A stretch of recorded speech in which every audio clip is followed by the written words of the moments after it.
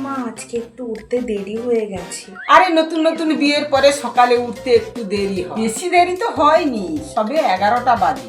ও আস্তে আস্তে ঠিক হয়ে যাবে, তুমি এত চিন্তা করো না। তোমার ঘড়িতে 6:30 বাজে, মহারানীর এখন ঘুম ভাঙে না। মা আজকে একটু উঠতে দেরি হয়ে গেছে।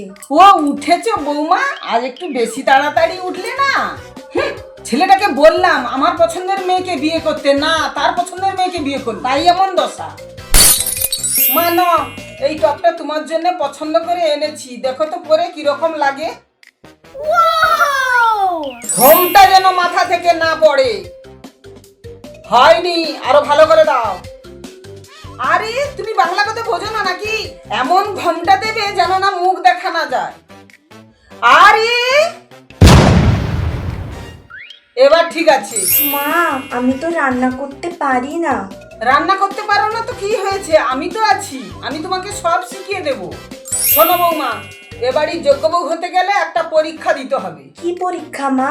এই নাও, এতে 180টা রান্নার নাম লেখা আছে। এই সব রান্না তোমাকে একা হাতে নিজের হাতে করতে হবে, কেউ তোমাকে সাহায্য করবে না।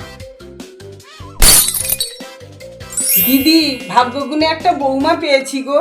আগের জন্মে নিশ্চয়ই কোনো এমন পুণ্যের কাজ করেছিলাম, তাই এমন বৌমা পেয়েছি। খুব ভালো, খুব ভালো গো।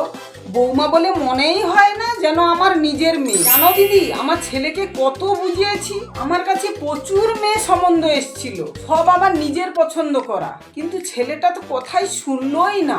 সে তার নিজের পছন্দের মেয়েকে বিয়ে করলো। বৌমাটা আমার একদমই ভালো না। আমি নিশ্চয়ই আগের জন্মে কোনো পাপ করেছি, ওই জন্য এইরকম বৌমা পেয়েছি।